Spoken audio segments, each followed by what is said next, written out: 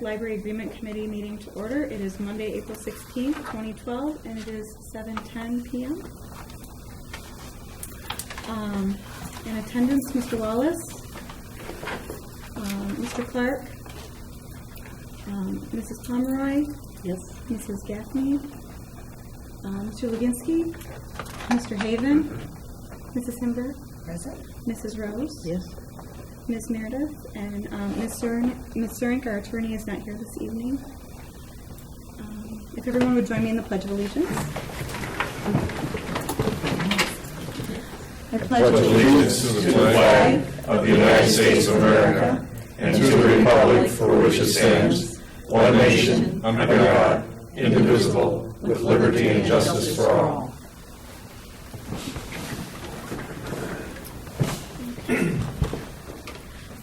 Is there a motion to approve the agenda?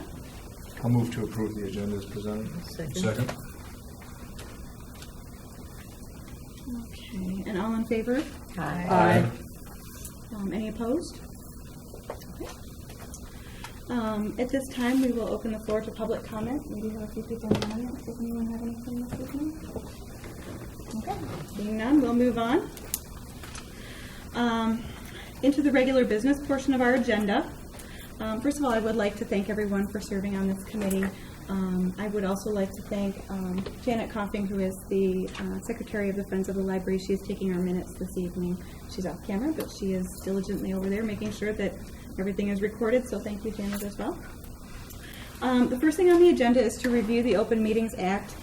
This committee is subject to the Open Meetings Act law, and I asked Mrs. Surinck, our attorney, to provide something to cover that. She has given you an article, 10 Ways to Avoid Violating the Open Meetings Act, which she published in a review for the Michigan Municipal League. There are just a couple of things that she wanted me to point out in this. First of all, an open meeting is the convening of a public body at which a quorum is present for the purpose of deliberating toward rendering a decision on public policy. So please be aware that if members of this group in more than a quorum do gather, you should try to avoid doing that, but if you do, please refrain from speaking about topics regarding the district library.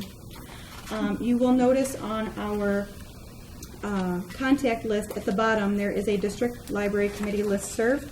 I did have the library's IT coordinator create that for me. Essentially, that listserv is for the purpose of distributing materials. So if you do send an email to that list, everyone on the committee will get it. We are not to have discussions on that listserv. That would be in violation of the Open Meetings Act, but that is for the convenience of either determining when meetings will take place so that everyone will get all of the emails, or when I distribute your packets for this meeting.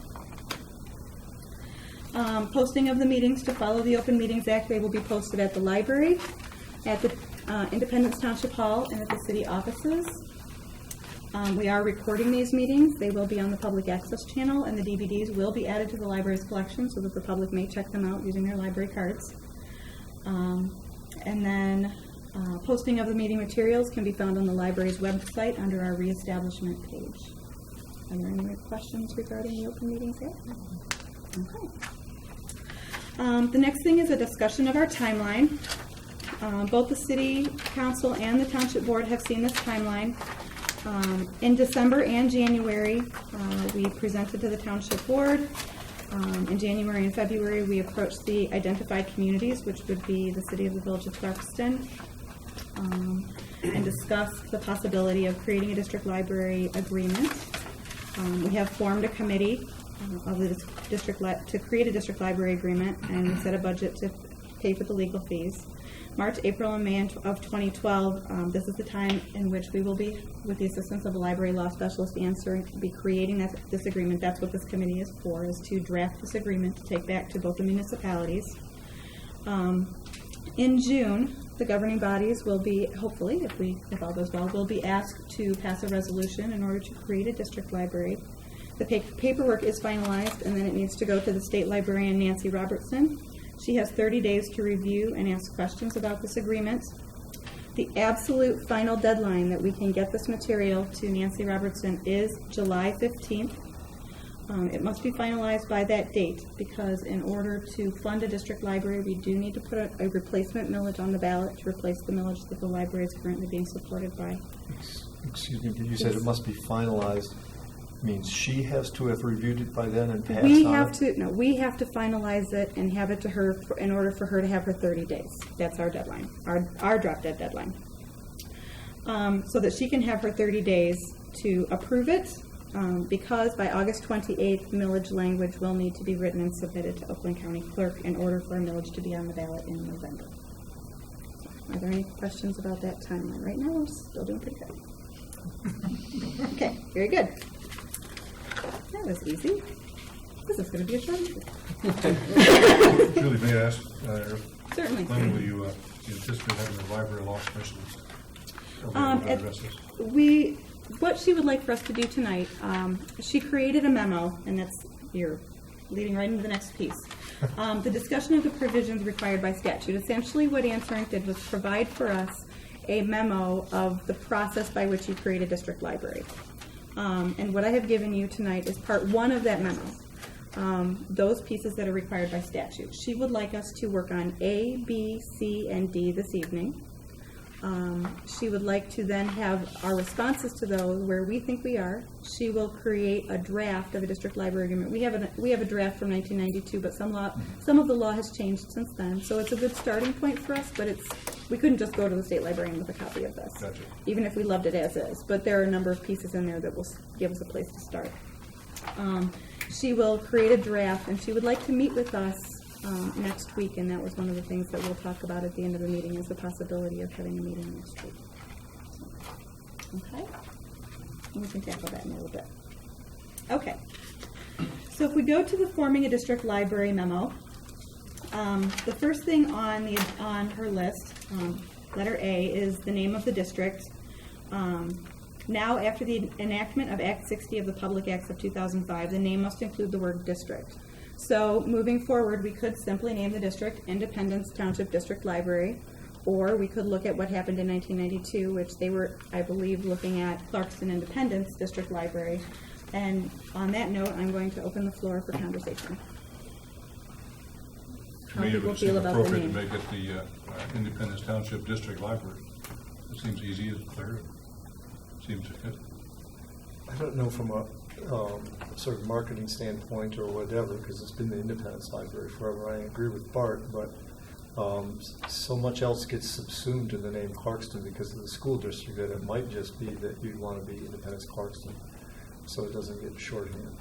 Also, I haven't thought of what the acronyms would be, but I suppose there should be some attention to that. Okay. Yeah, right. But no, I think I agree with you. I think that the community is the greater Clarkston community. I think the name Clarkston in there brings, into the schools like Clarkston and the greater. Our mailing addresses. Yeah, mailing address. So I think Independence Clarkston District Library. I noticed in the 1992 draft. It does say Clarkston Independence District Library. I'm not sure it matters which goes first, other than what the acronym might be. But so I just think that the Clarkston should be in there too. I think it makes sense. I agree. I think both Clarkston and Independence should be in there because of its location, what it's been called, and the fact that Clarkston is the other part of the district that we're creating. So since we're going to be one unit, I think both names should be in there. Would you have Independence hyphen Clarkston, or how would you write it out? Well, I was going to do it alphabetically, so I was just as happy with Clarkston Independence District Library. It doesn't matter to me. Yeah, I mean, in the 1992 agreement on the first article, it was known as the Clarkston Independence District Library. I mean, that was the name that they agreed upon in 92. I'm not saying we have to follow that, but it's just as easy as anything. You should run into that sort of thing in other organizations. The activists would be the Clarkston activists and the Clarkston Village Players, even though they might be out in the township somewhere. So I would agree. If we eventually East Clarkston. join forces with another municipality, Brandon or something, would we then change the name to the Independence Clarkston Brandon District Library? I don't know. That's an excellent question. Is that the amendment there? At that point, it seems like it would get cumbersome, but I don't. I think that starting out, I agree that both names should be in it because it's been known as the Independence Library. But the school district is Clarkston and our mailing addresses are Clarkston, and, you know, that there seems to be some value in including both names. Yes. Which order doesn't matter to me either. No. All right, so in Receive. essence of continuing, do we need a motion? Do we need to make a motion for this, or how do you want to handle this? So let's go through them and see what else we've got. I don't know if we need to make a decision on which one, do we? We don't necessarily, but as far as putting it into the draft, we may want to put in something as a tentative decision. So I don't know if we want to talk about where we are tentatively, if we want to sort of take a poll of where people are. Well, certainly people are pretty comfortable with Clarkston Independence District Library. Okay. I am. I am. Yeah, I don't. So maybe a motion would be in order to make it All right, official. I'll make a motion that Okay. the name of the district will be the Clarkston Independence District Library. I'll support that motion. I'll be voting against it. I am concerned, as I said before. I think both names should be included, but I'm concerned about Independence vanishing and being subsumed by Clarkston by being first. I think it does make a difference, and I think from where we've been, we ought to pay attention to it, where we're going, but that's just me. Okay. Should I go through a roll? CDIL right now. It would be ICDL. I don't see any harm in either of the Right. acronyms. I haven't raised the issue. Quickly It's vote accurate on safe it. either way. Yeah. Okay, let's take a vote. Unless there's something the kids would make of it. Well, it'll probably be some sort of tweet or something. Who That is knows, right? some Yeah. texting abbreviation. Yeah, that very well could be. So. Okay, all in favor?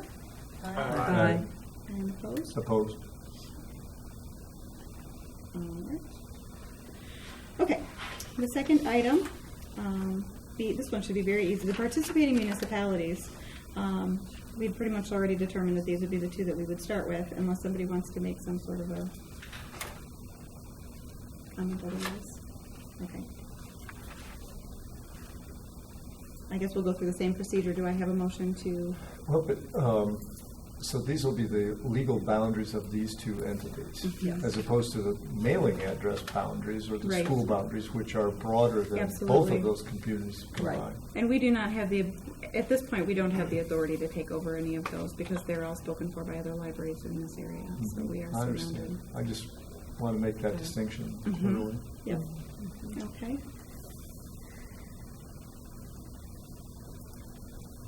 Is there a motion to So, okay, I'm sorry. determine the two? I'm So I sorry. move that. So are we talking about the participating municipalities being the city of the village of Clarkston and Independence Township? Mhm. Yes, the legal boundaries of Right, those. okay. Yep. Charter Township of Independence. Okay, that's what I want to know. How are we? To be accurate. Okay. I'll make sure the attorney We gets do that want to right. be accurate. Yes. So, a motion in that regard? I move the two municipalities in question be the city of the village of Clarkston and the Charter Township of Independence. Support. All right. All in favor? Aye. Any opposed? Okay. Letter C, elected or appointed boards. The method of selection of the board members, whether by election or appointment, must be addressed. Will the board be appointed or elected? 1, if by appointment, their term of office, the total number of board members, and the number of board members to be appointed by the legislative body of each participating municipality, and Ann can help us figure out a way to stagger terms as need be. Or 2, if by election, the number of provisional board members to be appointed by the legislative body of each participating municipality. Just to review what happened in 1992, I'm just going to pull that up. In 1992, the district library shall be governed by a board which shall consist of 7 members elected at large from the district at the first available election date as provided in the Act. A provisional board shall be appointed by July 17, 1992. The governing bodies of the parties shall appoint members to the provisional board, each of whom shall be qualified electors in the district as follows. The Township Board of the Township shall appoint 5 members to the board. The City Council of the City shall appoint 2 members to the board. And then there's a section about filling vacancies. And how does everyone feel about that? Appointments Probably are ought to break- expeditious, isn't it? in terms of not having to pull elections and that sort of thing. Well, in the situation that we're in, it would be at the next election, but the library board would need to be put in place prior to the election in order to be the governing body that actually puts that millage on the ballot. This group can set a minimum millage rate, but that board actually writes the language and puts it on the ballot. So for the very first one, it will be an appointment no matter what. It's what the question will be for the sake of the agreement is what you would like it to be after that. So until the next general election, it would be an appointed board. So the election rhythm could govern how board members come and go with different terms, perhaps. I don't know. We haven't talked about that at all. What Ann is looking for this evening is just the direction. She'll lay out the legalities in the agreement, and then we can hammer out the details. But what she would like for us to discuss tonight is in terms of, for the future, do you want this to be an elected or appointed board? What is common is a 7-member board, but that is up for Would discussion as we well. start off with an appointed board initially? Yes. That's the plan? Yep. Okay. No matter what, it So would be an appointed board. there are really several questions we should probably address here. One, elected or appointed, the size of the board, Yep. the apportionment between the city, the village, and the township, terms of office, and any other agencies we may want to consider as a participant, like the school system, for example. And I think what we would, Maybe we should break those down and attack those one at a time. And I think perhaps what Ann would like for us to do this evening is to just give her a general feel, because there are some details about how you break down your board, and I am not an attorney, so I don't want to make too many decisions and get everybody specifically exactly how they want it. What I would like to determine tonight is elected versus appointed, the size of the board, and maybe talk about generally how it would be appointed, but there are some details that I don't feel comfortable navigating this evening as far as the specifics. What details are we not navigating? Just the rules about what organizations can be included in that kind of thing. I feel she should Organizations handle that. included in what? In an appointment. If we were to choose an appointed I mean, if they were board, who can make representative in some those, respect. who could make those appointments? Would it- It's my understanding that it would be the municipalities. The municipalities can seek feedback from any other organization that they choose. They but can do I'm- that without it being in the agreement, though. Right, but I'm not sure that we have the authority to say we're definitely going to take one from the school board. I think they used to be able to do that, and I don't know that that's the case anymore. So the question I is, don't do see we it here in want the an room, so I'm appointment not- or an election? That's the first question. And I agree with Eric, who I think said appointment. I did. And I say that in that this is a volunteer, well, not volunteer, this is elected, non-paid supervisory board for the library. So we're talking about the governance of the library. To me, there are so many things on the ballot. I have no problem with the municipalities making the appointments. Now, in saying that, the only concern would be, will the municipalities suggest people for the board? Will they take recommendations from the community? You know, are we going to talk about the procedural. school board? What's the procedure of how this occurs? But I have no problem with it occurring that way, as opposed to running for election. Yeah. My personal feeling is that people will not be beating down the door saying, I want to spend time every month supervising the It's really library. a service role. Yes, it's a Right. service And role. Julie, I think one of the other things, benefits you mentioned about an appointed board, not saying you were for or against either way, but then certain skill sets that we might be looking for on that board, we could seek out, right? Whether it's a teacher, an attorney, whatever that might be. There's certain skill sets and characteristics that we might benefit the board, and you can do that if it's an appointed board. And I've had conversations with, as I said in my presentations, with the various governing bodies of the library cooperatives in the state of Michigan. Every library has to be a member of a cooperative, and so I spoke to the leader of our cooperative, but then some of the other cooperatives in the state, because of course they oversee all of the libraries in terms of the collaboration that we do. So they see governance of libraries in a lot of different, created in a lot of different ways. And I got feedback from them in both regards. Some said elected are popular because, you know, that's the involvement of the community. They're making that choice. You're opening it up to the public. Others have said they prefer appointment for exactly the same reason that you're stating, that you can look for a particular skill set. There is one library director that I spoke to who said that her municipalities are very careful to look for a very specific set of skill sets, everything from a contractor to a teacher to an attorney to a business professional, so that you've got that varied So we have skill diverse. set, yeah, so that you can make good decisions and lead the library in that way. So I'm open to either, whichever the municipalities are comfortable with. I don't see in the old agreement that there was any staggering going on. I mean, maybe I missed that. And I think, I didn't see it either. I think if you're going to do an appointment, you probably don't want to stagger them. For one thing, the two boards that will be making the appointments can in effect stagger them by reappointing somebody. But also in terms of been concerns in the past about the responsiveness of people that are appointed versus elected. Now, I don't necessarily subscribe to that, but one way to overcome that would be to have them be appointed so that there's a more appointed and not have it staggered, so that there's more direct flow from the council and from the township board. Okay. And can Ann deal with that as a Absolutely. legal question too? Yep. Deal with it. With the staggering or rolling over everyone at the same time? I think we would make that determination. Would we? Well, you would make the determination here, but if you want somebody to sort of help you make sure that it makes sense in the way it's written in the agreement is what she was She'll saying. write it in her out, but in notes, terms, right. I don't think it takes a legal opinion to tell Okay. us whether or not we can stagger them. I think we have the option Okay. to do that. I'm just saying, if we're going to appoint them, if we're going to elect them, there'd be some more sense to staggering them, because you want some continuity. But you can get that if the boards are the ones that are doing that.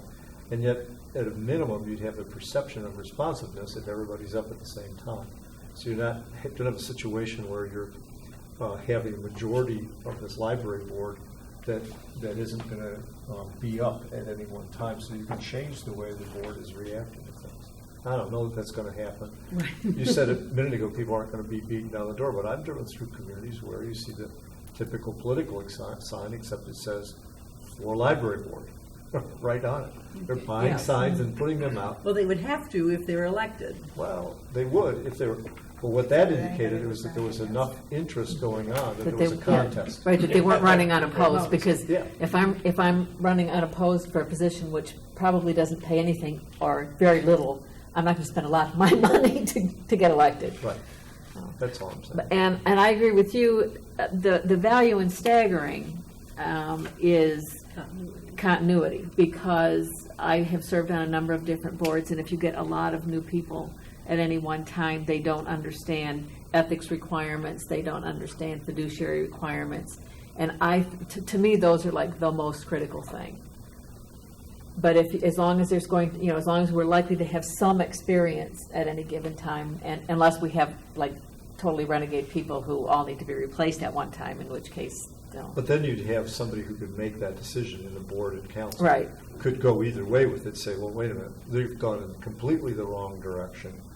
This isn't serving the community, there's an uproar in the community, then the boards can do something about it. On the other hand, they can also take a look at it and say, everything's fine, we're going to reappoint Right. these people because by all measures, they're doing a good job and the community respects what they're doing. So, And in like you that said, sense, it the will be council. staggered if someone retires right. or has some Almost other naturally. issue and has to It almost vacate, naturally. occurs. You're just giving the occasionally. council and the board the flexibility to deal with the situation as it is by not staggering it. We're also giving the council and the board a reasonable amount of control over the process as opposed to an election. As well as participation Yes, in the process. And I They'd have think- maybe more ownership perhaps in that process. that's what I think. And this is a community board, and it's a community library, and that's what we want to keep it at. So I like having all the stakeholders have say in how things are going. But the Friends would be the first one to show up at a township board meeting. and Yes, they say, would. There's somebody here who doesn't belong, and here's why. And maybe there's even a majority of people who don't belong, and look at the direction they've taken our library. You need to do something about it. And so if it's not staggered, something can happen. I favor the appointment rather than election because of the reasons Joe just mentioned. I think if the council and the board of trustees were to be given the responsibility of appointing responsible people to the library board, they will do so. Can't really say that if it's an election based on who's got the biggest signs around the neighborhood. Or who's going to spend the most money for a position that doesn't pay anything? Mm-hmm. Yeah. I mean, Or people will just go, Yeah, when they right. get to that Get part of down the ballot, and- or or they whatever. won't vote at all You know, on that part of the yeah, ballot. sure. So I'm hearing appointment, everybody seems to be okay with appointment? So we Yes. tackle the next piece, which is how to balance Do the I have a motion appointment. first on that? You could probably do them all. Do all at Do once? we wanna do them all at I think once, or do we 7's wanna a do good them in number. It seems pieces? to work out, except for this group's 8. I did what was instructed. I understand. I think 7 works out. I think the split they had before sort of works. I mean, on the numbers, it would be even more skewed, but I don't think the numbers are all that matter. Yeah, I would agree. I think 7 is a fine number, and you're right, if we looked at just the population, it would be, well, we'd have to have a 38-member board for us to have one, right? But, Right. you know, to be fair, I think I'm fine with the 5 and 2 personally. Eric, I don't get his opinion on that. I don't know what the rate, is it population ratios? Is that- Well, I don't think know. it was 36,000 to 1,000. Yeah, Yeah. yeah. So you That's what couldn't, your you'd have to point is. have a very large board Yeah. in Well, and order. there was a prior draft in my file that showed that they started out with 6 and 1, and apparently at some point in the discussion realized that. Yeah, that but I think didn't Neil make makes a good sense, point. It's not so. just about the numbers. Right, There's right. much more to it. And I don't think that there's anything so dramatically city of the village centric. It's really going to be more about the library.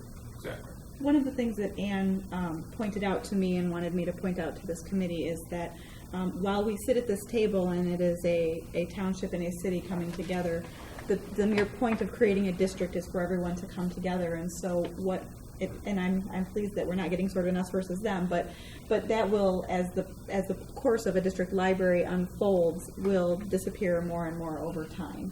I think that you're absolutely right that with the 5 and the 2, it starts out helping you to feel a little more confident that everyone is represented, but over time I think it won't make as much difference to people. Okay. That was way easier than I thought it was. Okay, so do I have a motion in that? I've got a few other things Oh, just to I'm talk sorry. about. Go The ahead. length of the terms of office of the members of the board. 2 years, 4 years. Let's start off with just these pieces and let Ann lead us through that piece to make sure that I don't take us down a road that I'm not allowed to do. I I mean, would be reluctant to support a motion that didn't identify the length of terms of office. What? well, she's just creating an initial draft and then we will fine tune it from there. She wanted us to just start with these basic pieces. Without leading us, tell us what you know. We I'm promise not not sure. to be led. I'm not sure what the details are. Is my point. I don't want you to say, well, we've decided they're going to be 6-year terms, and have her then come in and say, no. The act says you can't do. I'm not sure what the act says about the length of the terms. Really? So I don't want to lead us down that. I don't want to make those decisions until I have her fine tune that for us. When you have talked to other boards or the governing bodies, is there any general length of time that most of the other boards operate under? It Or all does it it all vary? depends. It all depends. So it varies. Yep. What she really wants us to do tonight is create these initial pieces so that she knows where to get started, and she would like, I believe, to lead that conversation. So I'm And you stepping said we back and allowing her to See her lead that. next week. So we're not pretty making a quick. decision, but we're just Fairly quick. deciding on what we think we might want to do. And there's still other things I'd like to bring up to discussion of. Okay. The time of an appointment, is it at the election? Is it at midterm between elections? When would we actually make the appointments? The initial appointment of the board. Initially, takes- yeah, I understand, but as far as ongoing, Well, you have two things there. You have the initial board that Right. has to be done in the interim. Yep. Right. Then, once it gets passed and you actually have the district Absolutely. library, then you have another one. And that one would have to be in a reasonable fashion of time after the election, which passes the millage. Absolutely. right? Yeah. Okay. And we don't know what the specifics are of that? I would rather have her lead that. And now we're going into a legal arena that I don't want to say, oh yeah, we've got everybody on the same page and this is the way it's supposed to be, and then have her come in and say, no, you can't do Has it to be quite 6 that weeks, way. not- So, yeah, we're going down a road that she wants us to have an initial conversation tonight to iron out some of the general Big pieces, and then she will walk us through the details at the next meeting. So Okay. I don't want Okay, to the next discourage this meeting. great conversation, And then, but I don't want to tackle anything that I I guess might, you can tell her we're interested. yeah. another thing I'd like Yep. to include in the discussion when we talk to Ann, or when Ann talks to us, is what we do, how we would make up for missing members. Someone resigns, moves away, no Yep. longer can serve. Vacancies in the How do we board. fill vacancies? And that is a piece That is- that, That's in the old it's earlier. in the old agreement, and I think you have a number of I mean, options in we that might not regard, and wanna I do would that, like her but to they lead you had through it that Okay, so process, again, but I will make sure The that last that is. item, the last item Yeah, is, yeah, it wasn't that they what, had. do we have the ability to remove members who Okay. for some reason aren't functioning properly? Definitely. Okay, so one, we Yeah, want length of starts with term. that. Right? Yeah, right away. Length of term, Two, we want when appointments take place. yep. Making up for missing members. And And then remove. So vacancies on the board? making up for missing members. How long are the terms for the city of the village council? 3. Oh, the council, the elected position? 2. Yeah. 2. All of our commission, our historic commission. and- No. Okay. City council, City council are 2-year terms. 2 years, and when was, and it's everybody at once? No, they're staggered. We have, this year, there's 4 positions, next year there'll be 3. So every year, there's an election. So every year there's an election? Every year, there's people up on council. Yes. Not every other year, No, every year.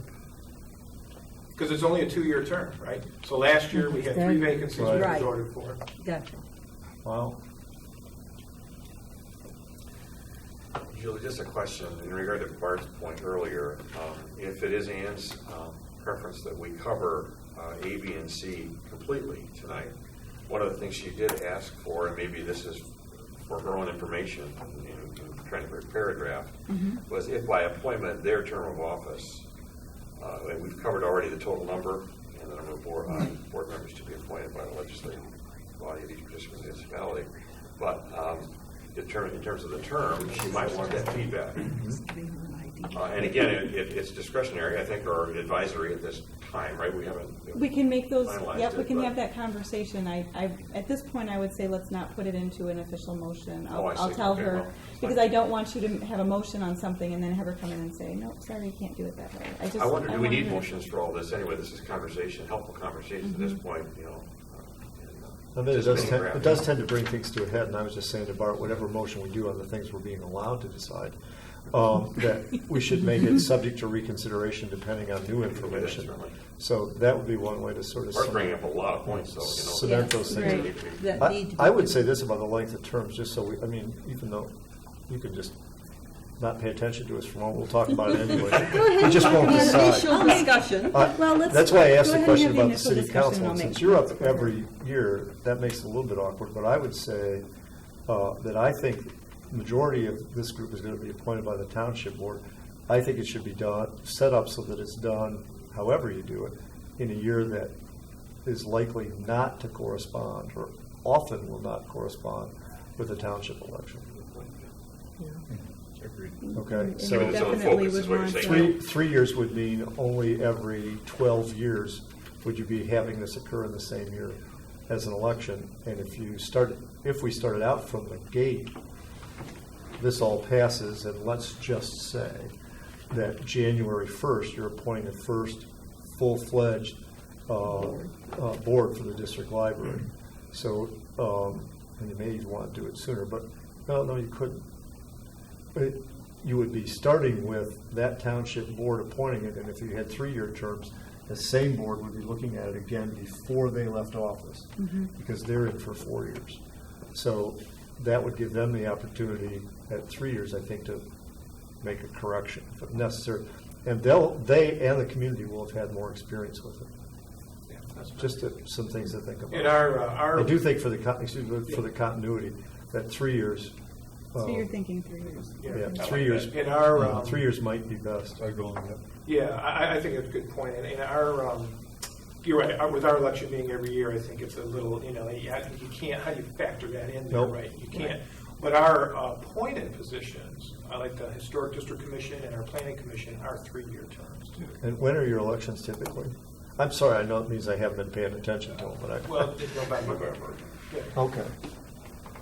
First Tuesday of November, right? Very consolidate, Yeah, every year. Costs. Yeah. Okay. So that gives her that gives Okay. us guidance. Yep.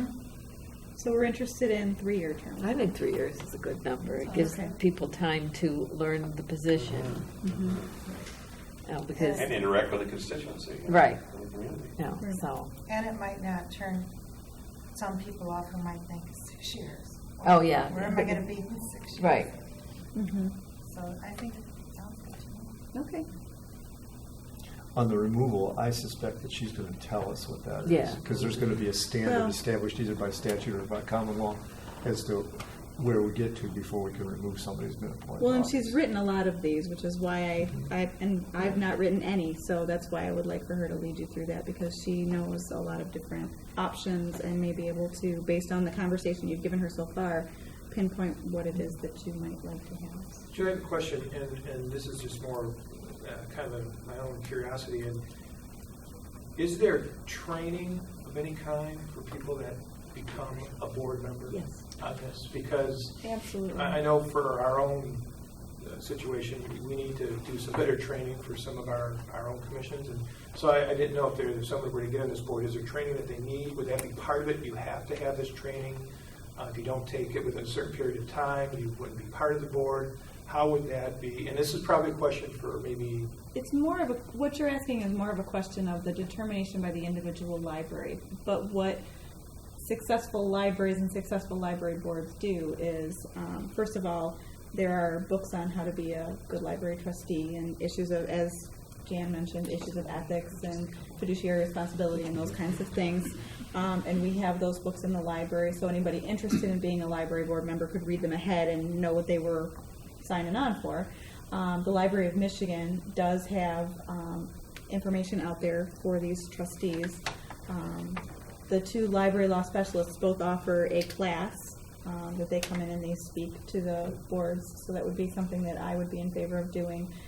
Every time we had a changeover of boards, bringing either Ann or Richard in and have them sit down with the board and explain to them the responsibilities and go over the open meetings, like all those things that you need to make sure that you're following through. And those are all the things that as you develop a district library, you would write that all into the policies, and I would like to hope that the board would write that in as this is just the way we do it. So. That's fine that you offer that as a board. I don't think I want to get into a situation where you'd be making certain minimum qualifications of someone, minimum training that they must take to stay on or to be on. We were talking before about wanting people with certain disciplines, and they may be bringing that discipline to the board, and you want to say to them, in addition to that, you first have to learn all these other things. Well, a lot of this isn't going to be, if you get the right people in the first place, they're going to soak it up, and they're going to go for the training they need. So once you start saying, well, you have to have a minimum of so many hours or whatever, I think it's artificial, and you could risk losing good people. Somebody talked about 6 years ago. It would be the same thing to have a minimum training requirement, I think. One of the things I like the policy idea. So if the board has the policy that when you join the board, these items are available to you so that you will be able to function as a board member in accordance with the legal standards and, ethical No question. situations that we I'm want. merely singling out Right. the notion that it would be a Right. minimum for Right, as a for prior, qualification. right. One of the things that in both the presentation at the township and at the city I pointed out was QSAC, the Quality Services Audit Checklist. And one of the things that is in there is budgeting within the library's budget to offer board members the opportunity to go to workshops and continuing education opportunities. So not necessarily saying you absolutely have to go, but saying that we budget for you to go to these things and giving those opportunities. So that would be something that the board could take into account and write right into the library budget to ensure that they're preparing themselves and offering new members of the board that opportunity as well.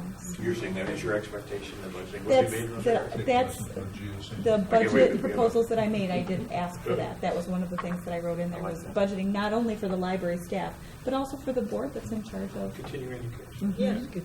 Yep, and there are a lot of workshops out there.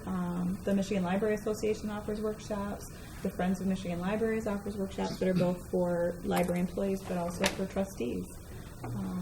So it's very common for board members to go to those things. So, and the prior group was able to agree in one form or another to all these things, and even if we do it differently, that all broke down on money. And that's on the list. So. That's next on the You know, list. you're Next on probably the list. suggesting more of a cultural value than actually a requirement, right? Is that what What's I'm that? hearing you say? The Oh, idea of about the training thing before? Yeah, exactly. That there's kind of an understanding that they're going to be knowledgeable in certain areas. And Well, you get someone who could spend all their time, let's say, doing training beyond perhaps what's necessary, and it may not be meaningful, and you could lose some talent somewhere else. Somebody said having a construction person on the library board might be useful, and yet that person might say, look, I'm busy doing all these other things, it's enough I can do to keep up with my own part of the world, or an IT person, for instance, who's constantly having to learn things and saying, if it's going to be at the meeting, or maybe I'll pick this one or that one. My problem is when you start making a minimum, you have to have so many hours of this to carry on. I would think that would be a decision that the board itself would make. Yes. What their Policy. training requirements are. A policy And decision. I'm not sure that fits in what we're trying to accomplish here. Well, except that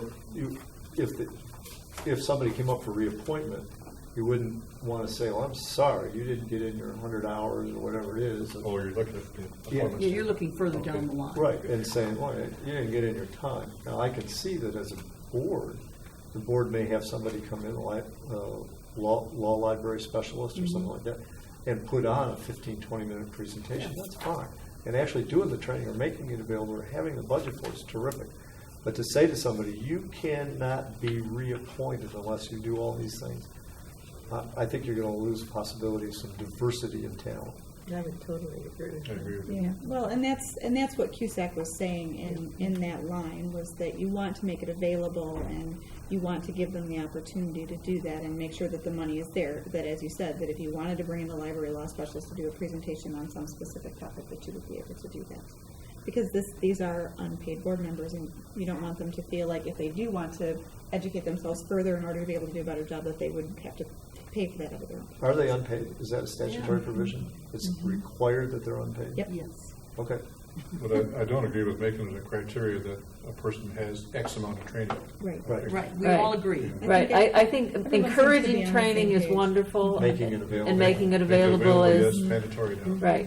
But you can make it mandatory and people will go to workshops and then, That doesn't mean they absorb. well, they it. don't necessarily even go to the actual workshop part. That's the part that always made me crazy, spending taxpayer money and going to a conference and then not going to any of the workshops, but they're sure to hit any social events there might be.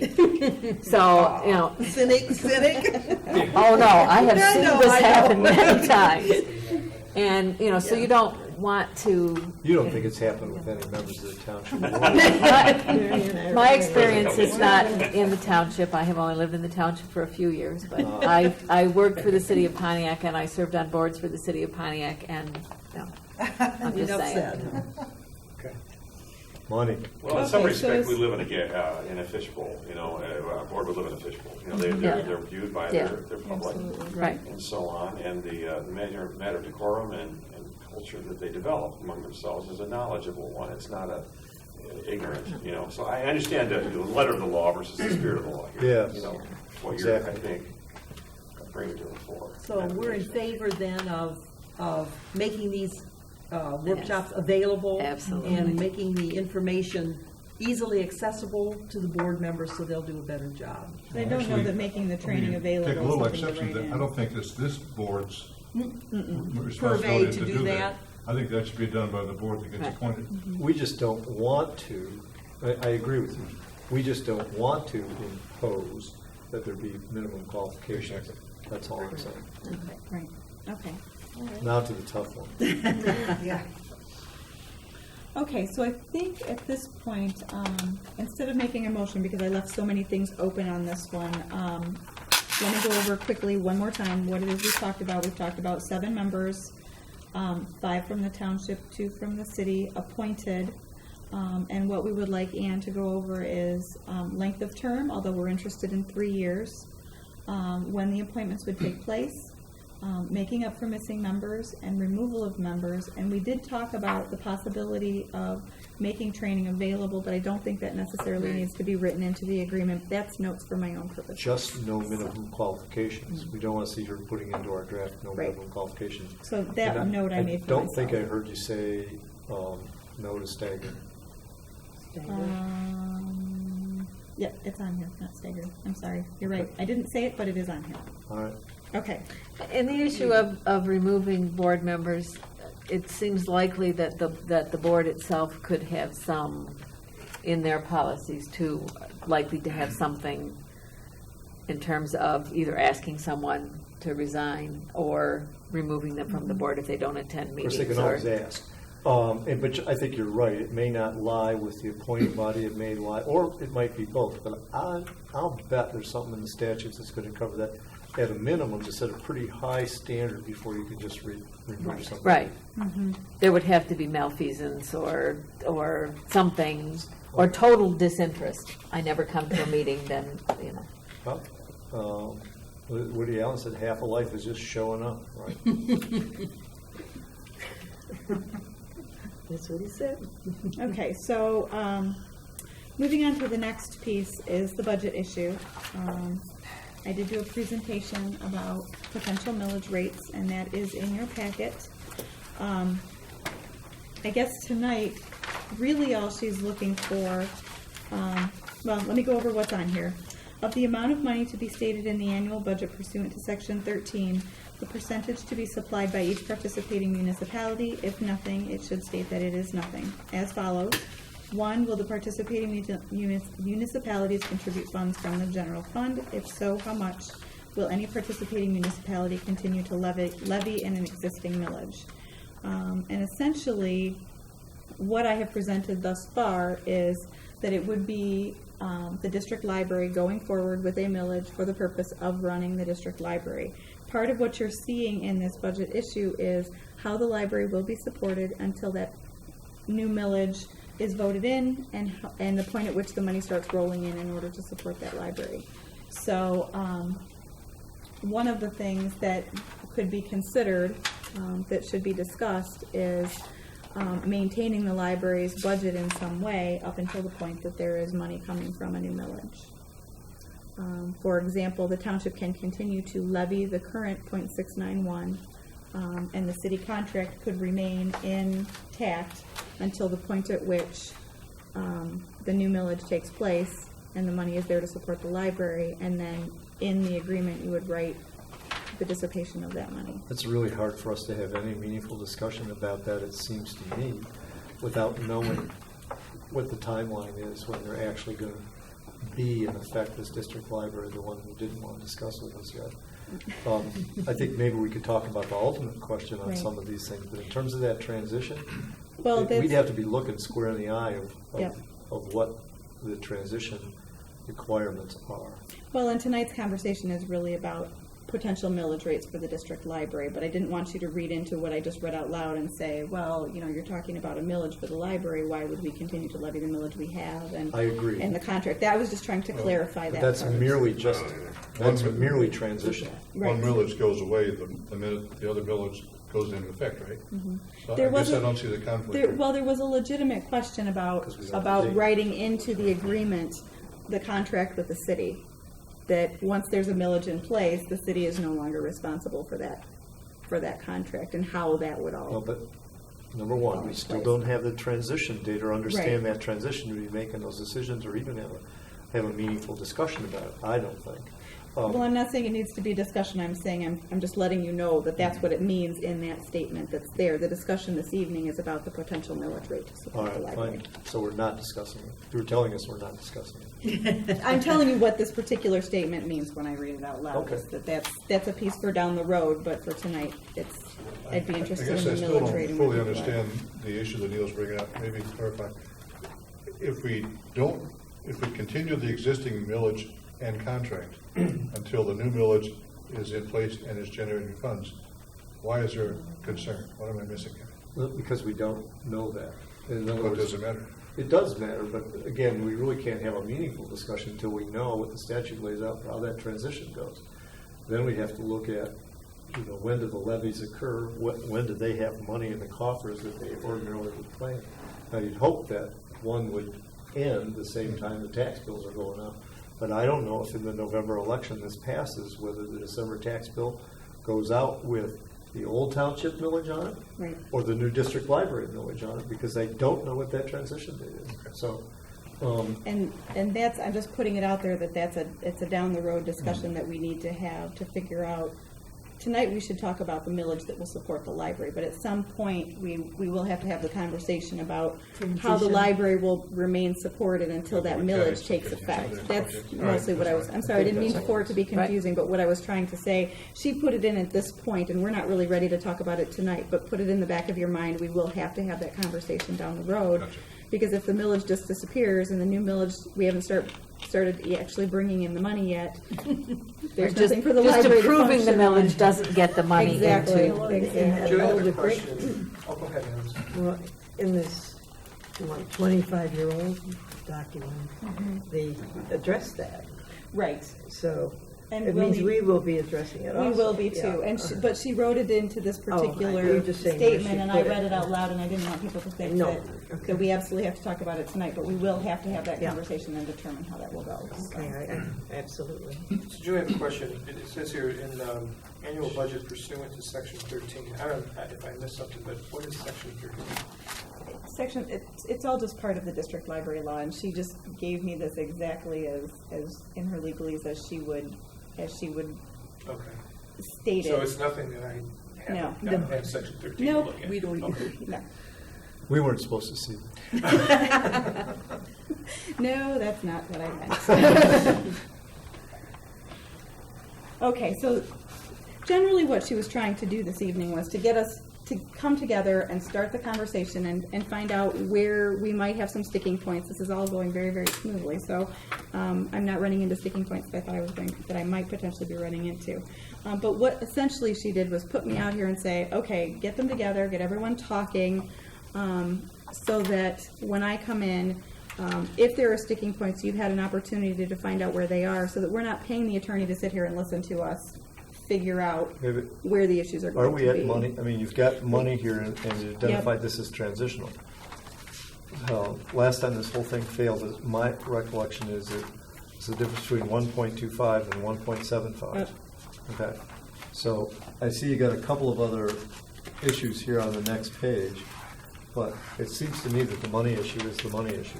The money issue is the money issue, and like I Okay. said, but he's bringing So up. are we going to do I'm something res- about that tonight? Yeah, we're going to start talking about that, but what I was responding to Cool. was his section 13, and it's not that I'm trying to keep you from reading the district library law, and I could have handed that over to you and you could have read it. Essentially what she was trying to do was for us to have sort of an orientation meeting where we sort of start going through what the steps are, what's going to be in the agreement. And she could have been here this evening, and if this had not gone as well as it had, and we were in a big, long discussion about, whether it's going to be 5 and 2, whether it's going to be 6 and 1, that kind of thing, we would be paying her to sit here while we had those conversations. So essentially, you guys are ready to go a lot farther than what she thought and what I thought you were going to be ready to discuss. We're trying to this get to the evening. money. Yeah, so I'm going to sit back and let you talk about the money. You have seen the presentation. I did provide the documentation on it. Essentially, what I gave to you were proposed rates. 0.691 is the current rate. 1 mil, which is in this presentation, was based on the fact that the Springfield Township Library has 1 mil that has rolled down to 0.9981. 1.25 was what the city was in favor of back in 1992. 1.38 is exactly double our 0.691, and 1.5 is what the Orion Township Library had and has now rolled down to 0.4181. So I'm laying those out on the table. I gave you some ideas of what the various levels might be able to do for the library, and I would be interested in what the municipalities think. What's your rate? I'm sorry, What's your rate? what is my rate Yeah, as what do far you as pick? out of this? Yeah. What is your recommendation as the pro? I think that 1 mil would still put us in a position of struggling. 1.5 is a great number, but I really think that somewhere between 1 and 1.5 is where we can function adequately and still do improvements No, and growth. you don't mean So- between 1 and 1.5, because 1 would be struggling. So you Right. mean between 1.25 and 1.38? I'm looking at potentially 1.25 being a good number. Well, I think there's other things you need to consider, like, is your staffing going to stay the same? Is that your intention? Will the building's maintenance costs be essentially the same? Are we going to try and expand our collection of books? Or do we anticipate extra costs such as the parking lot? Somehow we got to fold that in there. So maybe what we need to do is say what we think we need to maintain a healthy library, and then back up to the millage to try to get that. Well, in the presentation that I made, I tried to take those things into account, but also take into account what I thought that the community would be willing to even discuss. So we're looking at two pieces here. We're looking at where we've been, and we're looking at where we could go. Honestly, I think that the library staff has done an amazing job giving the community the most bang for their buck. We're very good at doing a lot on a tight budget. But there have been things that have been deferred. Not There the are least- definitely things that have been Not the least of deferred. which has been millage, not the least of which has been adding to the collection. Absolutely. And you were mentioned recently in some form, and I don't remember where, a budget meeting maybe, about the number of your staff that are master librarians that simply aren't being paid at that level. Right. If you're toying with being somewhere between the 1.25 and the 1.38, can you tell us what your vision is of the difference between those two? They're very, very tight numbers, and essentially what I'm looking at between 1.25 and 1.38 is growth of service. 1.25, I think, gets us to the point where we would be appropriately maintaining the library. We would be putting money into a capital improvement plan that would allow us to do the kinds of repairs that we have not been doing, the parking lot, the roof, the ductwork, those kinds of things that we have deferred over time. Between 1.25 and 1.38, it's a tiny little number, but you're looking at adding staff and services and things that are in direct relation to the public. And So, in 1992, the difference, we're talking about much higher numbers then, but part of that was there was still a bond to be paid off. there was a building, yep, there Yeah. was definitely a And building that's to be paid gone, off. so these numbers don't Absolutely. exactly equate to that, and we probably have a higher tax base now. The taxpayers will probably notice that the 1.38 effectively doubles the library cost. And maybe psychologically, that's a difficult sell. On the other hand, this year, the township has had to put money into the library just to keep it above water. Yes. And I think people understand that too. I think so. And people And want I a can- library. I mean, I really people believe want a that people library. have demonstrated And- that they want a An library. issue we'd have to deal with, have to be aware of, is if we go for a low number because it's sellable this year and find out next year we're still in trouble, then we have to go back and say, I need even more money to look at. So I'm thinking we need to do a little homework here and decide what it is we want the library to do, what our vision for the library is, and then generate the millage based on that study. And if we do our homework well, then we can sell that point. And that was the beginning steps that got me to the presentation that I gave to you Yeah. on the 20th of March, where we started with a focus group, we've been working on a survey, we've been talking to the community, looking into what we are doing now, comparing ourselves to what other libraries are doing, where we're falling short. When our patrons are going to other libraries and then coming back to us and saying, well, I can go to a different library and get this service, we've been making note of those kinds of things, and I wrote those things in. The big issue that we have had with our building in our library situation is that our staff has gone forward and said, we are going to serve the public, but it has been at the expense of the maintaining of the building. And I think that that's where I built that into the budget that I've presented to you, because we wanted to make sure that the public was getting the service that they expected, that they deserved. and now we're in a situation where the building has definitely been neglected. And I'm fine with your having narrowed the range to 1.25 or 1.38. We're already closer than they were in 1992. So we made considerable progress in just 1 hour's time. But again, I'm just saying. But really, and I know it's not much, but what is the difference in your vision of the library? Because really, you know it better than we do. Well, if you look back at the presentation, The next to the last page. let's see, it would be 5 slides from the end. 4 slides from the end and 5 slides from the end. Under 1.25 mils, and we're looking at spending per resident, and I don't want that to be confused with cost per resident. Essentially, what we're talking about in that particular regard is to give you an idea in comparison to other libraries, how much the library is actually spending per resident, not what we're getting in millage money.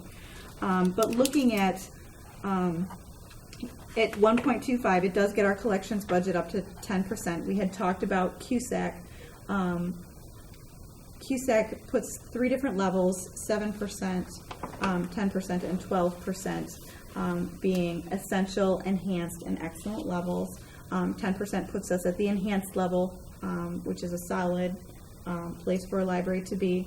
At 1.25, we would be expanding the ebook collection, and looking at a circulating e-reader program, an additional part-time children's librarian, additional staffing to provide outreach. This is one of the things that we really have not been able to do. Our staff is pretty much in the building all the time. It does not give us the opportunity to do a lot of presentations outside the building. We do not have the opportunity to go out and do story times at daycares and classrooms, things like that not only promote the library but also are part of an educational curriculum that would be part of what the library likes to do and what we should be promoting.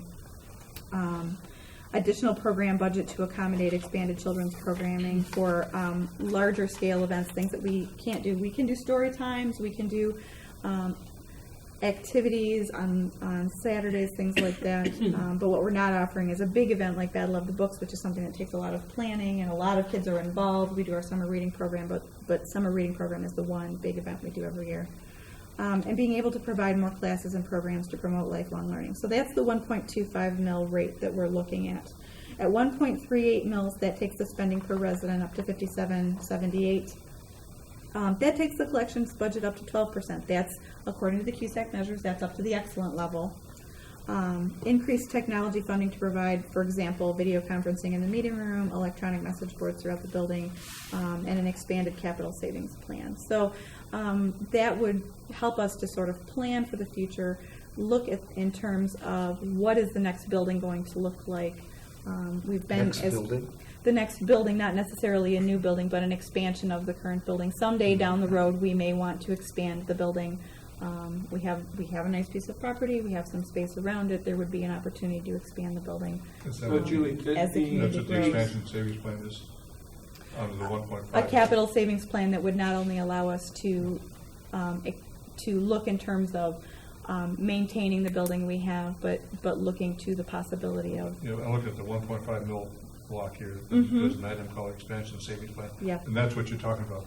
Yep. Set aside money to someday build a wing on the lake. Potentially. Gotcha. Right, To so potentially build a larger then the building. last slide here, Julie, or I don't know, it's the second last slide, I guess, future plans, Yep. where you talk about the replacement of the roof, the ductwork, driveway, parking lot, those are the capital, that's where the capital expense that you would be putting this money towards Yep. to cover these types of items. Absolutely. Now, at the 1.25 rate, is there no money in that to put towards a capital improvement down the road, or? No, but it's in there, but it's not. If you look at 1.38, it says expanded capital savings plan. In 1.25, we put in a basic capital savings plan that would allow us to look in terms of obviously maintaining the building we have, but at 1.38, expanding that somewhat and looking to the future as far as what we could do to improve the building, where we might look at adding energy efficiency type things. And right now, we want to maintain what we have to keep it functional for the public. But as an expanded capital savings plan, start to dream a little bit, start to think about perhaps a construction project that would allow us to, one of the things that the focus group mentioned was we needed more quiet study space. We could potentially look at the building that we have and in the interior put up some walls to create some rooms that would create quiet space. Our building is a very open floor plan. In a basic capital savings plan, I wouldn't be looking at those kinds of things. I would be looking at making sure that we always have our heating and cooling, that we always have, that the roof is being replaced at the appropriate time, that the water heater is being replaced at the appropriate time. But as far as an expanded capital savings plan, things that we could do without expanding the building itself that would give the public some of what they want. And So would there be a line item in this one that would have a capital improvement fund where X amount of money, from this 1.38 or even the 1.25 for that matter, would be put into a capital improvement fund, Yes. and that would be At earmarked both for levels. that? Absolutely, at both levels. Just at the 1.38, you'd have more to put into. we would be looking at more in terms of growth and expansion, and not necessarily expanding the building itself. 1.5 is where you're talking about possibly saving toward expanding the building, and I did have a nice conversation via email with Mr. Vizio about, well, do you save for the future, or do you down the road look at expanding the building and put in a bond in order to do that? And there are some options there. Some libraries start to sock that money away through a capital savings plan, so that when you get to that point, you've got some money already there, and some libraries just wait and ask for a big bond at that particular time. So that's, I don't know if I'm explaining it clearly. I feel like I'm leaving it sort of gray, but essentially what I tried to do was at 1.25 say, this makes us solid, this will ensure that we're maintaining the building. At 1.38 I was saying, okay, we're looking at expanding it a little bit. Now that we've figured out how to maintain the building, how to make sure that it's always functional, let's talk about the possibility, as I said, of adding some walls, interior spaces, some things that we could do to improve the library without a massive construction project. And then at 1.5, talking about the possibility of socking some money away for the possibility of a larger building someday. Or, it's interesting. When it comes to libraries, for a long time it was always they need to be bigger, they need to be bigger, they need to be bigger. And libraries have, for many years, been sort of an archive. Well, now libraries are more, especially public libraries, are more of a living, breathing collection, and what people are using them for is changing. And now we're looking at it in terms of the library doesn't necessarily have to be this massive, huge building, but the way people are using them is changing, not only because of ebooks and e-readers, but also because of things like social media. People spend a lot of their time on social media, but they do still need those additional places. You have your home, you have your work, and then you have that third space, that place you like to go where you can be with other people, where you can have community, where you can have activities, where you can have meetings and those kinds of things. And that's the direction libraries are headed. So instead of saying we need to build out this big expansion on the library because we need to make more room for books, now I'm looking at it in terms of how is this building in 10 years going to need to be different to really accommodate the needs of people who are spending all day on Facebook and email and all of these different things, and now they want to be with real people. And how do we in the library world make that a possibility as sort of a community center? And that's, when I talk about a library expansion internally, that's what I'm talking about. One other consideration in all this is how long a millage we would go for, and the fact that we could, on the rates, be rolling back. And part of what the township has faced, I'm sure the city has faced this as well, is that your rates got rolled back, and then your tax base dropped, which is the opposite of the sort of rollback situation, and you can't get to even when that happens. So you could have those issues here. I note under both of these that we're talking between $52 and $57 of spending per resident. So we're right in the range of where Springfield Township is, which is less than half our size. We would still be below Brandon and well below Orion at $61 and $64 per resident. Yep, and we do need to take into consideration, I want everybody to understand, and so that everyone is knowing that I'm being perfectly honest, part of the reason Brandon has the millage that they have is because it's my understanding they're still paying for their building, and our building is paid for. So, I mean, that's part of the reason we're looking at millage rates that are far different than 1992. The building wasn't paid for in 1992, the building is paid for now. So we can look at maintenance and improvement of services and improvement of the building we have, and a look forward to the future of what the building could be next. But we're lucky in a down economy that our building is paid for, and it's really just a maintenance issue and improving. I'm thinking about the doubling up number. I don't really have a problem with the easy attack on doubling my taxes or whatever, because it is a kind of very much a forward-looking kind of thing. You're going to be raising them, and that actually might be saleable because it's the doubling up concept is more understandable, and we got to get up into this range anyway.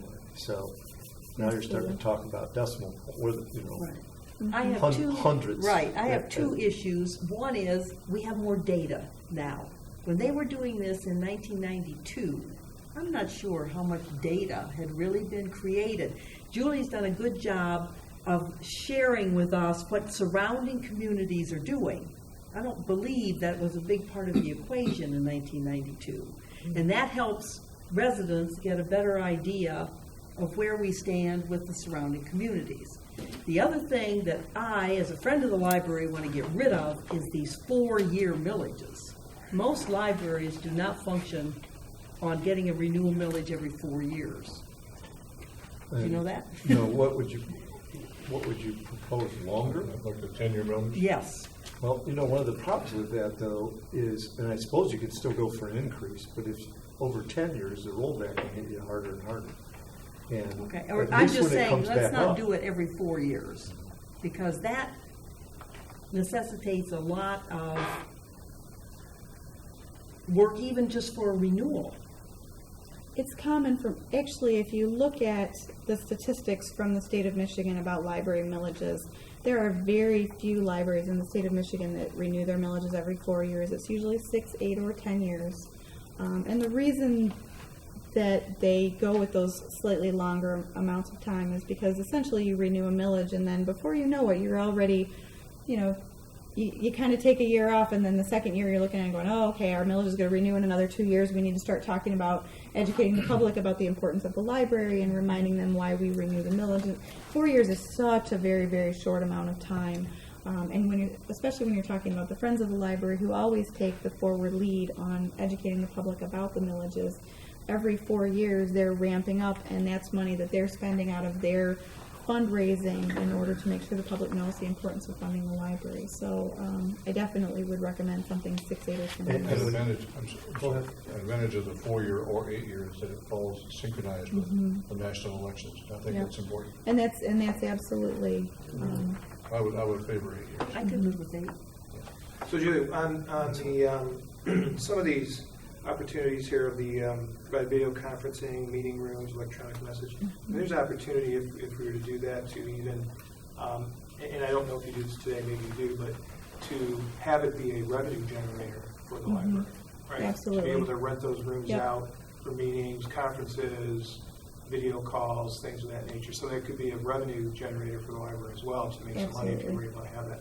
Yep. I mean, I'll be honest with you, I was surprised how many people actually come to the library in the middle of the week. I had an opportunity where my laptop wasn't working and I had to do some work, and so I said, I'm going to go to the library. It was like a Tuesday at 10 o'clock in the morning. I'm going to go to the library to use the computer at the library.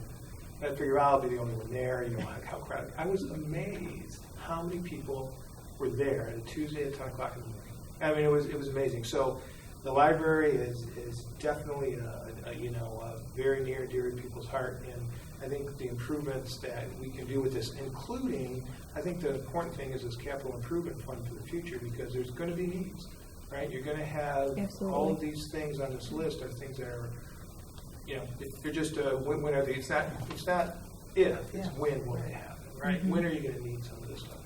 So, and I agree with you, Neil. I don't think the doubling is I think it's I don't think that's that difficult to sell when you break it down. What is the actual cost, right, for the individual? tax, on an annual tax basis, right? Another way to look at that, particularly when you look at Springfield and Brandon and Orion, and I understand about Brandon, but we're still all within that range, even at the 1.38. And it isn't really that we're doubling the existing millage. We're going to finally stop operating at half. Right. It's the Right. it's the other side of And I how think that that you plays can, out. that you can sell that in terms of, people know what the other libraries are doing. Mhm. And they'd rather their own library did that, I would think. It's closer and it's theirs. And, all we need to do is say, in order for us to do the kinds of things that they do in Orion, we have to be able to spend somewhere near the amount of money that they're spending. Other question, since we don't want to replay 1992, is what do you think your council will do? Eric? I mean, As a council member? I think we're very in favor of this direction.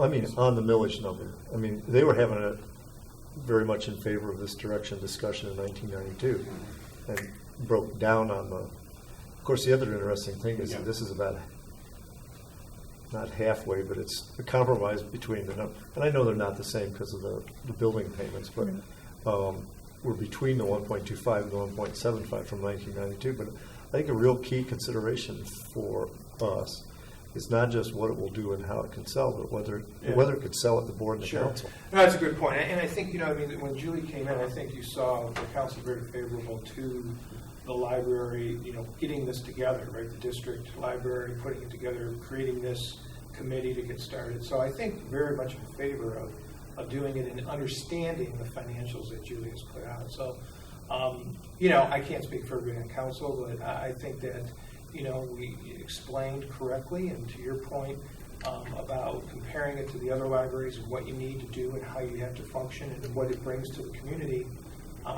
I think they would, certainly be open to a good discussion about it. I mean, I can't, I hesitate to say, go through No, I know you problem, can't. but I know you can't. yeah. I know you can't speak for them. I know you can't probably even predict. But I think it's an important point that.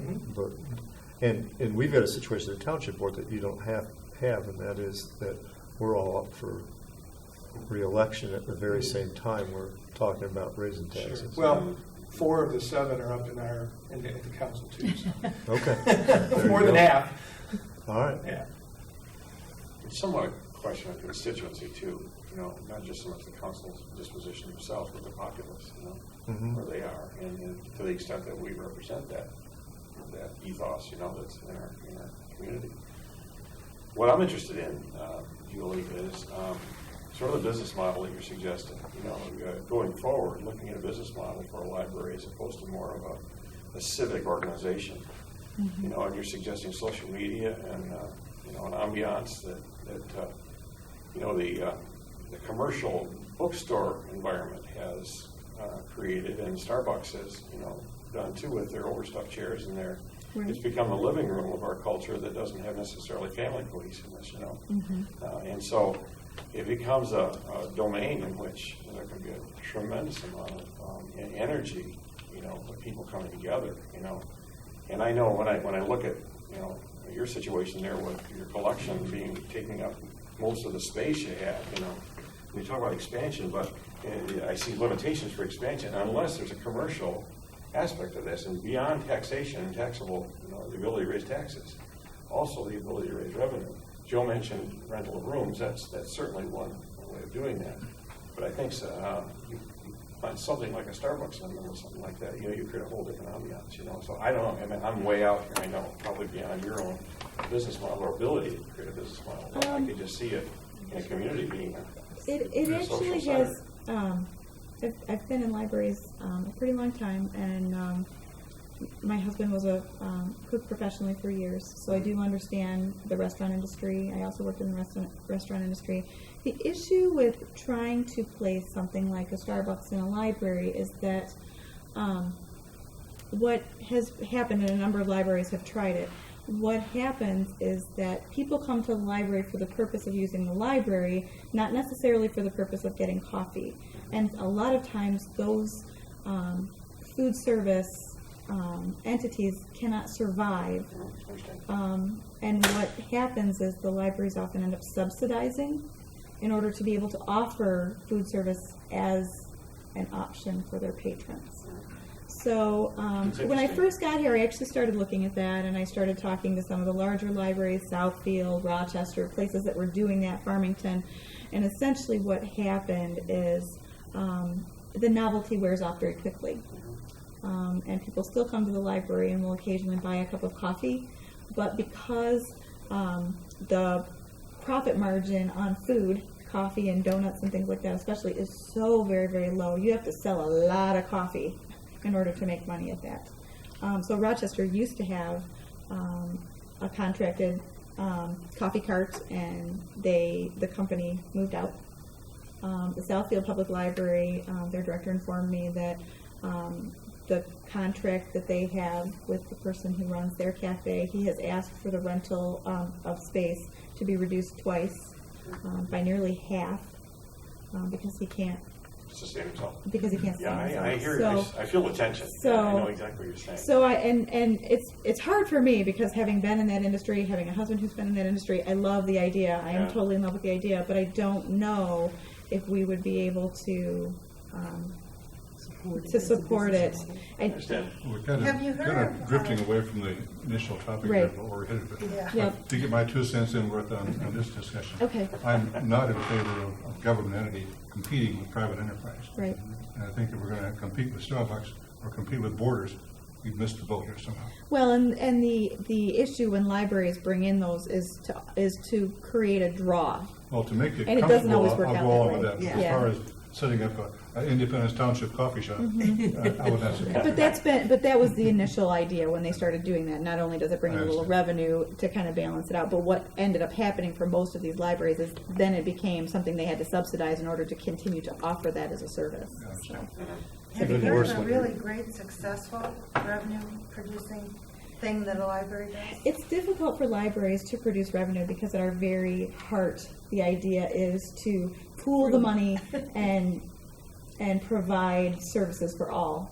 It So, seems like the room rental, you know. and we do rent our room, and It's pretty much it's always. not a huge, well, between using it for our own programming and our own classes and then renting it out, it's not a huge revenue stream. So, Well, I introduced this idea of fun. I'd like to just take it one more step. Mm-hmm. The whole idea of and education or e-reading, you know, Mm-hmm. where does that stand? I see your e-collection here or your e-illusion, you know, your Kindle, you know, Mm-hmm. kind of thing. Where's that going? You know, I asked kind of that question. I'm not sure I remember your answer completely, but this whole tension between the collection, you know, that takes up space and has weight, you know, as opposed to something that's more. library, it's an interesting question because libraries go through this every time a format changes. This is not new to us. We went from audiobooks on tape to audiobooks on CD. We went from records to CDs.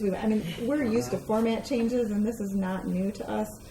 What is different is that we've gone from something physical in the building to something that's in a cloud, essentially, something that's we're providing it as a service, and it's no longer necessarily taking up space. It is definitely growing. I think ebooks are definitely something that we're going to be continuing to see, that are going to continue in popularity. Where we're struggling in library world is every time there's a format change, there's a push-pull with the production of that format. We're going through the tension with publishers. They, of course, are trying to make sure that they're still earning money from selling their product, and we're loaning it. And Those battles are going on. and those battles go on. Same thing with music. When we've always loaned records back in the day. We've had videos, we have DVDs, all those things. There's that kind of push-pull of selling versus loaning. But we're walking down that road. We're not afraid of it because, as I said, formats change for us all the time, and it feels, to the public, it feels very new and very different, and to us, we're like, oh, good, another format change. Okay, let's buckle down and see where this one's going to go. So there's not a lot of tension there. We're feeling our way. It's the interesting thing is the judgment call of which which format to jump onto when it goes from DVD to Blu-ray. Do you start buying Blu-rays? Do you not start buying Blu-rays? Part of the discussion here was the viability, and the acceptance of the community, all that kind of thing. Where do we think the council is? Where do we think the constituency is? Yep. All this plays into it. Absolutely, it does. We're creating Absolutely a mental it does. impression about whether the library is a positive or a negative thing, kind of thing, to be able to pull off these kinds of considerations. So, And what we're trying to that's do, a business model. yep, and what we're trying to do in this particular, well, in any community, but in this particular community, is look at sort of being cutting edge, but not being too cutting edge. Exactly. Yeah, I understand. And that's this is our library has not always been a huge early adopter. We when a new technology comes out, we take it on slowly, and that seems to be over the course of many years, and Ann can attest to that. That's kind of what this community wants us to do. They don't want us to jump in and invest a lot of money, and some other libraries do that. This community doesn't really seem to want us to do that, and so we walk the path very carefully. It's conservative as far as finances are concerned, and so we do have our downloadables. We are looking into the possibility of going e-readers. Some libraries have been doing it for a while. Other libraries are just starting to think about it. Some libraries are saying we're never going to do that, and we try to stay in the middle of that. So. Thank you. But in this range that we're talking about, 2.538, Yep. We are in a range where you'll be able to continue on that path and not just be the library you are now, Absolutely. but to be the library you're going to need to be what libraries are going to be in the future. Right. Well, and to look at it in terms of the library being something that adds quality of life to the community and helps to raise the property values. So. I just don't, I mean, I know I've always looked at the library first, almost before anything else, wherever I live. But it's hard for me to imagine that people wouldn't see that, that like it would be an easy sell, that it is such a value in our community. And more so, because it's more of a community center. Like Joe said, people are there. Mm-hmm. They're not just coming in to get a book. No, they found it as a center. And we're trying to You offer can feel it. You variety. can feel it when you walk in the yeah. building. Julie, a question. I mean, between the 2.5 and the 0.38, right? I mean, we're not really married to either one of those in regards to it could be 0.30, right? 1.30, whatever. Right. Just curious, to get to the 12% collection budget, which is the, what did you call it? The excellent. The excellent on the quality services audit checklist. Mm-hmm. Right. So do you know where that number comes in to get at that? Is that at the 1.38, or is it somewhere between the two to get to that level? Do you know? There are more numbers that shift. Well, so there are yes, not- obviously yeah, you it's- could get to, if that was your only aim, you could get there without going to 138. On the other hand, But you'd lose something else. On the other hand, you lose something else, and one of the things that's a distinction there as you go through and compare the numbers from 0.25 to 0.38 is technology. And that's the thing about trying to stay up with what libraries are becoming. The older generation is thinking differently about information. Well, one It's perception accessibility. in the community tends to be, now I have the internet, I don't need the library, as opposed to the fact that the internet is one of the new formats that makes information more available to all of us. And they don't realize, for example, that the library provides databases that if you were to buy that subscription at home would be very expensive, yet Ancestry.com and things like because that. we pool our money, we can buy Ancestry.com, and then everybody in the community can use it.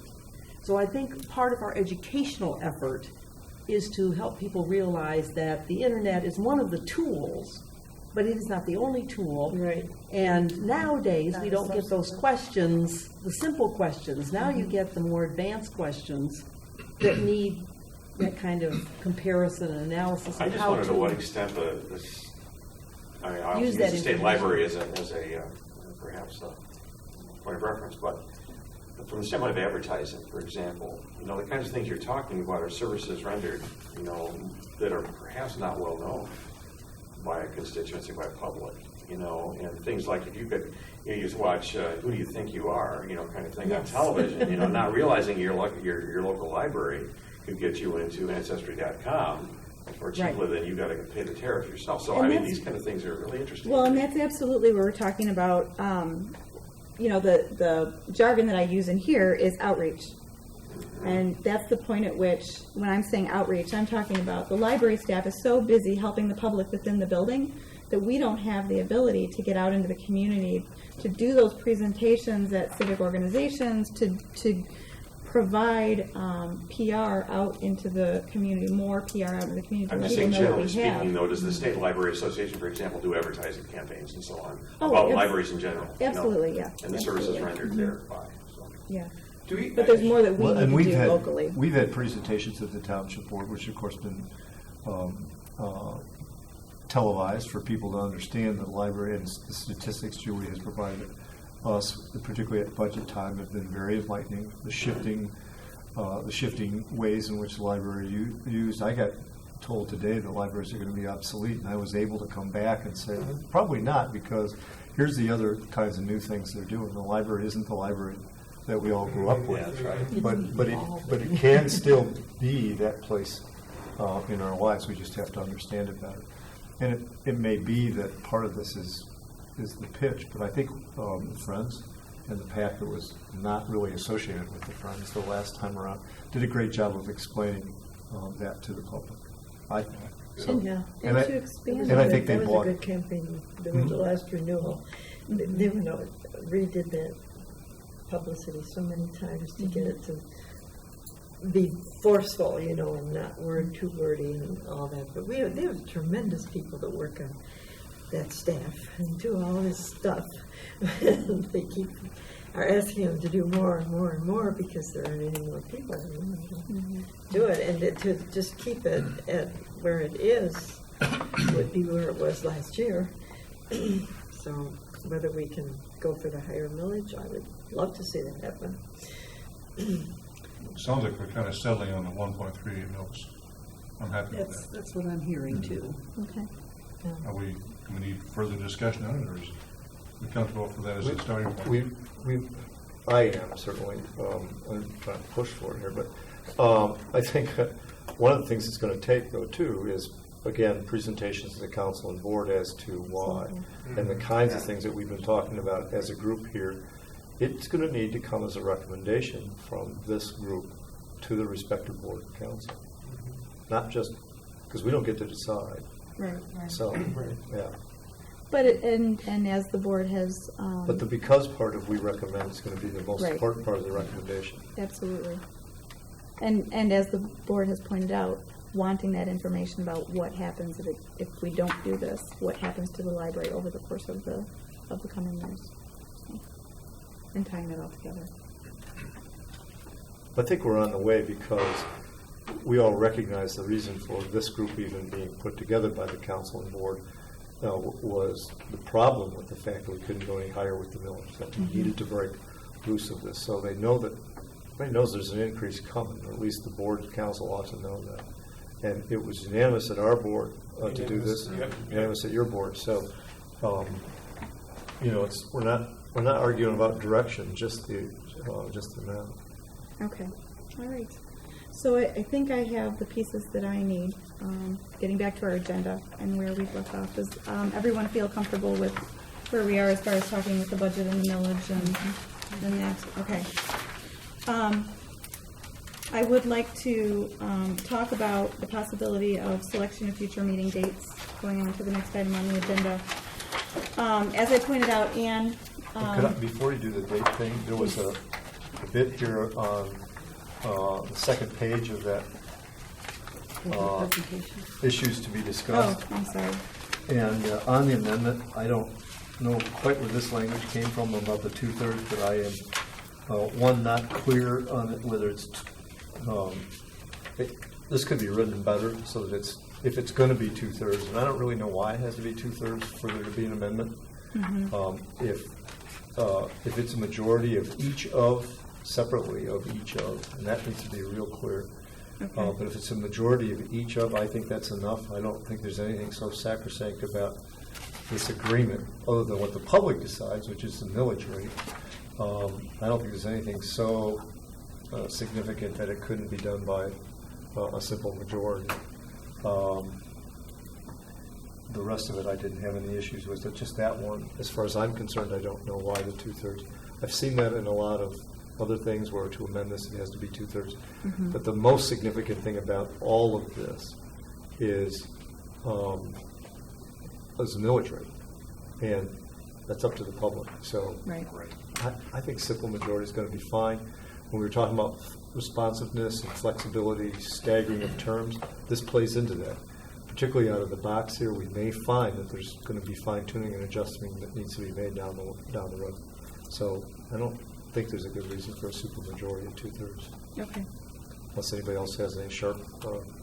Well, of course, the only reason historically that you put in 2/3 requirements for amendments was to make them difficult, so that you could not change your governing body on a whim. You really had to convince people, the majority, not more than the majority, in order to make your changes, as in the federal constitution, but I agree. that idea. I agree. My experience in the township board is that often it's hard enough to get a majority, much less 2/3. So I'm really not concerned about it, and I do think there'd be some flexibility. Again, if we were talking about the millage rate, and the boards and council were setting the millage rate, it's, yeah, I don't want to mess with that, because you're planning going on out. But for the rest of it, I don't see it. The way That's I'm just- reading this Yep. is that it's, if there are more than 2 municipalities, you have to have 2/3 of the actual municipalities. It doesn't really say whether or not it requires 2/3 of each of the boards of the municipalities. I think what they don't want to have happen is that one municipality can unilaterally change the I absolutely agree, and that's why I said I thought that language lacked clarity. Yes. And Well, that and needs that's to be not reworked. final language. She Oh, just said. absolutely, Yeah. I understand that, but all the more reason to make that comment, so that it's still not lying around when comes time Right. for the Right. final draft. Back to the budget amount, do we need to have a motion for the village we agree on? Um, Or just have general discussion and carry it forward from there? I think at this point, we've got our general discussion. Let's go ahead and let her draft an agreement based on the discussion that we've had and meet with us. She can walk us through some of the meatier pieces, some of the legalese and the details of it.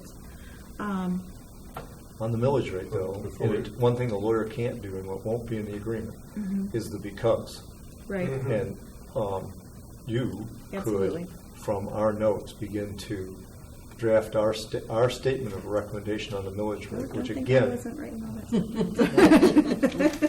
I'm sorry. I'm on it. No, because, but I think I know what my it's a homework key is. point, because I think to come back to the board and the council with that and explain, Yeah. you know, in more detail, what does this mean? You know, why was this the number? What does it mean? What does it allow us to do? What's the future? Absolutely. You know, the building, the capital improvement fund, the technology, and all that. And I think that's going to be key. And- Well, and the initial presentation was to get people talking about sort of where we wanted to go with it, and now it's very easy for me to look at say, okay, we want to talk about 1.38. Now I can give you a much more detailed. We would have been here all night if I had done a detailed presentation on each of those millage rates. And so the idea was to kind of give you an overview, start to talk about where we think people would like to be, where people think that they're willing to go financially as far as supporting the library. And now that you've narrowed it down, and I'm looking at one option as opposed to 4 or 5 options, it's pretty easy for me to beef that up and say, okay, this is specifically what I'm looking at. And when I say things, that doesn't mean I don't think you haven't thought of them, but I want to say them out loud just to be sure.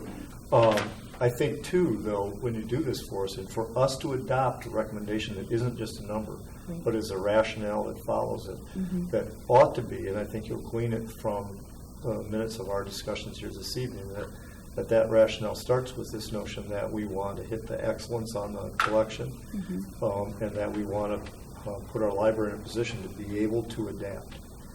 I think those are key things for themes, even for our rationale when we're presenting it to the township board and the city council. You're not just trying to sell mediocrity, you're trying to sell Exactly. excellence. You know, come across that. When I was on the planning commission back in the 80s, somebody told me that our role in the world, you know, the region or vicinity, was to be the quality residential community. And I believe that, and I believe in the things that happen at city council and most often things that happen at township board. But I think that's a good theme for us to, and that's what really we were talking about tonight when we were talking about our library. You made the jewel, really. And don't forget that vote we had 70%. That is a nice thing to be able to say.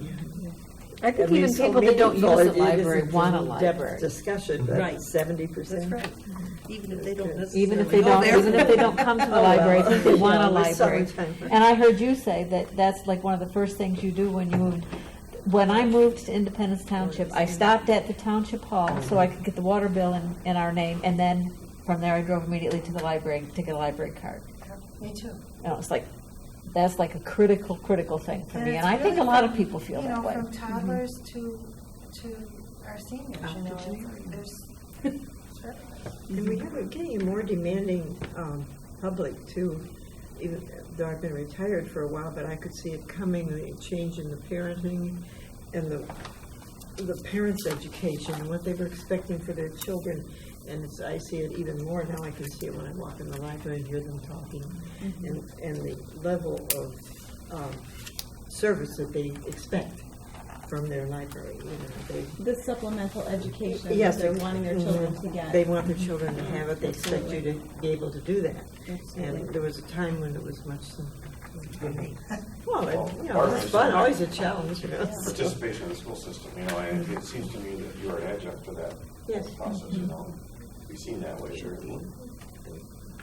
And for those people, once they're, Oh, all the above, yeah, all these committees.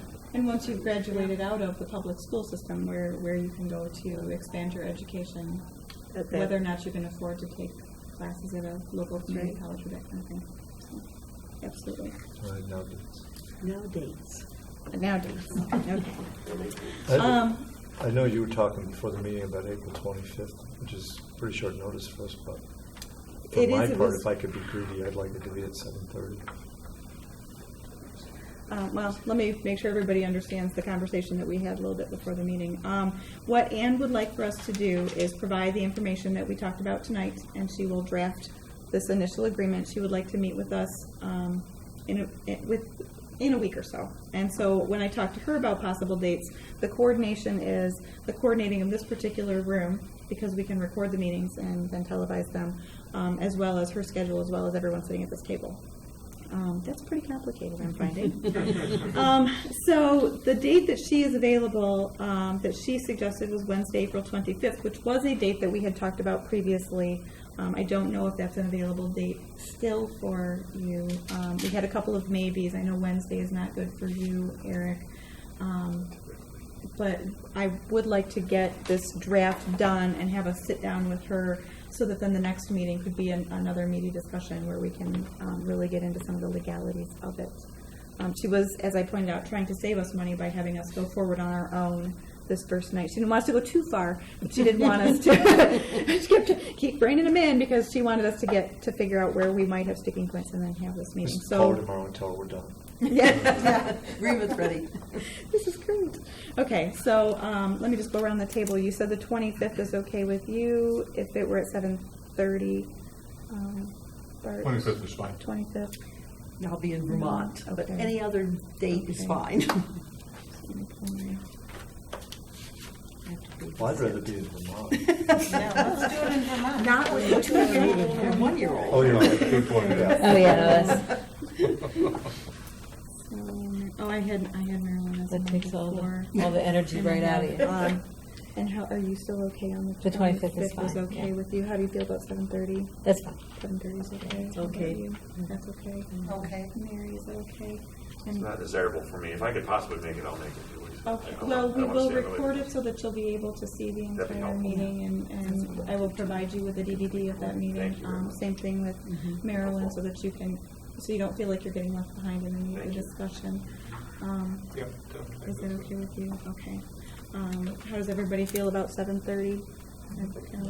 Okay, all right, let's do Wednesday, April 25th at 7:30 PM.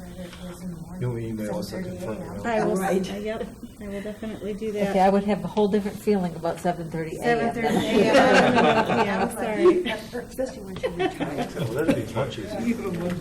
Please look at it. Okay. Oh, simple as. Let me put forth a couple of additional dates.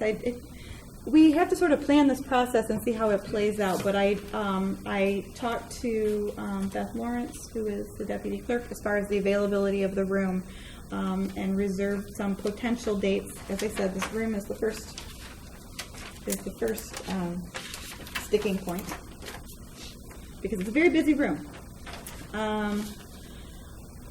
There is a possibility that for a meeting after that, we could meet on May 7th. That particular meeting, Ann is not available for, but she said she could be with us via phone if we did need to use that as a date.